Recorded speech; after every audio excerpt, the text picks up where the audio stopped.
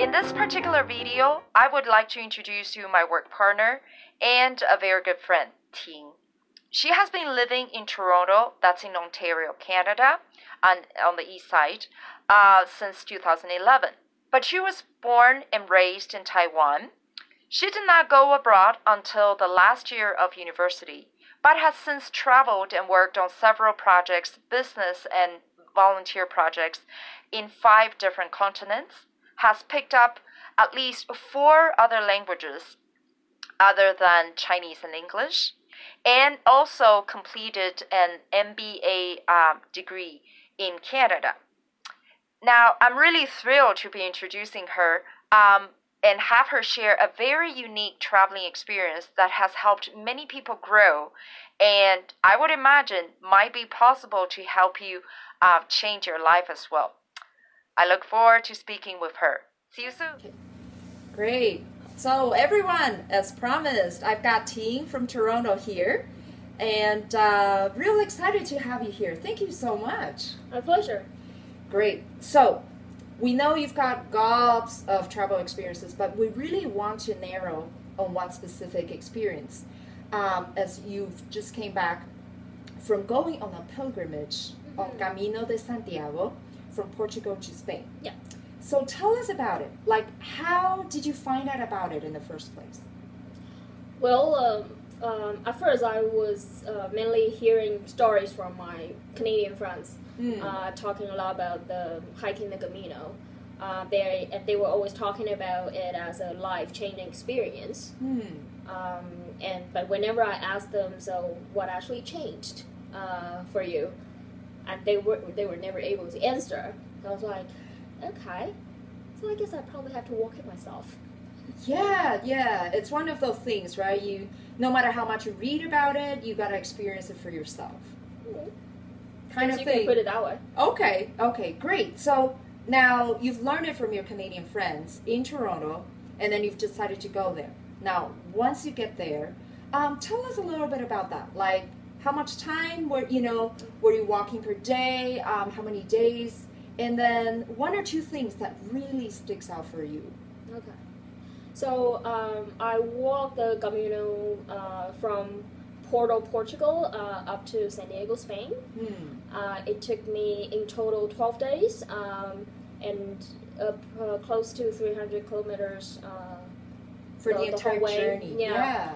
And that was about like 20 to 30 kilometers of hike per day. Yeah. How much time is that it's per about, day? like 5 to 7 hours. Wow, that's impressive. I mean, that's quite a feat, right? Now, just kind of curious, were you sort of training yourself so that you're able to, walk straight for 5 to 7 hours a day, or did you do something? Well, I mean, at first I also think that it would have been a challenge for me, so I sort of like started, I walked the Camino in September, but I sort of started doing a daily walking exercise, for example, like a 10,000 steps a day. Yeah. Just to sort of start getting myself prepared. Okay. Yeah. Great. Okay, so you've prepared for that, and then this is what you've been doing. Now, what were the things that really sticks out for you? What was the experience that really stood out in this journey? Either in regards to the people you've been meeting, either on the road or the people who are hosting you. Can you tell us a little bit about that? Oh, sure. There's a lot of stories on Camino, which is like always exciting. But I think what impressed me the most was the multiculturalism. Like you meet people from everywhere on it, and you hear their personal stories and their reasons coming on the Camino. Facing different life challenges. Yeah. And on the other part, I was impressed about the hospitality that the local people shared.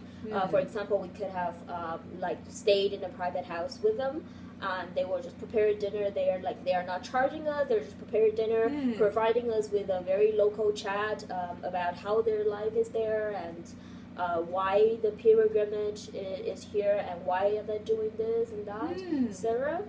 And also, there will be some local lady who will be desperate in sending us directions. I even get annoyed when like people who didn't understand Spanish didn't stop and hear her talk. And that was just, and even guided us like all the way back to the Camino when we went astray. So it was pretty much. And when I say we, apparently I went alone, but I just met up some friends on the road. So we just started partnered in the walk. So.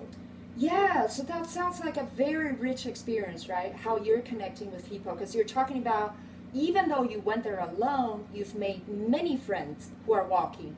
And on top of that, as you end the day and you need a place to stay, there are people with their private homes who just open their doors, get to the meal, and then essentially specific ones. I mean, they would not all of them, but of course you've met people who are that generous, right? Yeah. So that I'm guessing it's quite something, right? You're complete strangers. Yeah. Right? And yet you can connect that way and immediately, right? Yeah, and we're very different. Like I met people over Europe, like Germans, Italians, British, like Danish, or even people from other continents, like Filipinos, Koreans, Japanese, like from everywhere. And I think it was a very different experience when we were being together with all these people, like different people, and we are like still, and knowing that we actually get along so well. Just, yeah, so that it's sort of like we're all human beings, right? No matter where we're from, and we're able to connect this way and even trust each other to a point, right? Yeah, and we help each other. Like it is I mean, I believe that everyone can do that walk as long as you're determined to it. But still, like, it's still a difficulty, especially for first timers. But you feel like when you feel the support from the people you met on the Camino and telling you, like, I had people who basically told us that when we were climbing the mountain, they were like, "Hey, T, we're waiting for you on the top of the mountain." And I was like, "Okay, I'll be there." Yes. I'm not sure if by noon, but I'll be there.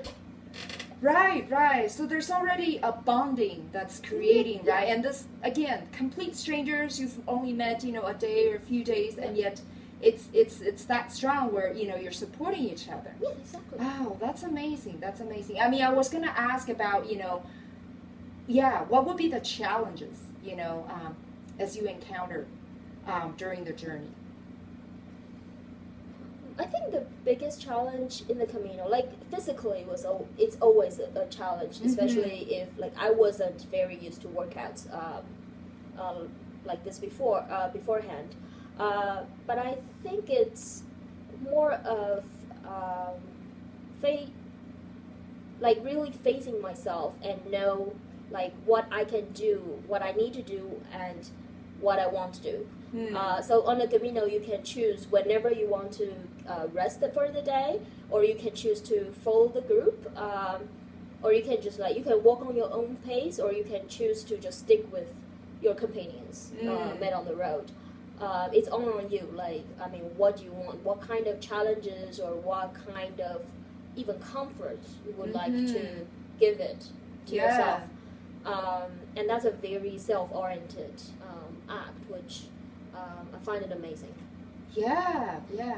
Wow, that's amazing. Thank you so much. I so appreciate you sharing all these insights with us today. No, I'm so excited to share. Yay! Yeah, I just also hope that, like more people can sort of, just forget about the thought about you cannot do it. Because it's actually, like, you get a lot of support along the Camino, and you meet a lot of people who you can just feel free sharing your stories and knowing their stories, and things go forward, Yeah. when you are there. Right. So you just gotta start it, right? And then it just goes, sort of paves its way. Yeah. Awesome. Well, thank you so much. Thank you. Yeah. So I hope after hearing this inspiring story, you would, be taking the time and explore with me just a little bit more about what this pilgrimage is about, you know, even though we might not be able to have Ting during the class, but at least we could explore what does this look like, and who knows, you know, if this could be a future travel journey for you to explore down the road. So I'll be looking forward to seeing you on my Thursday or Friday's classes. Bye now. Bye.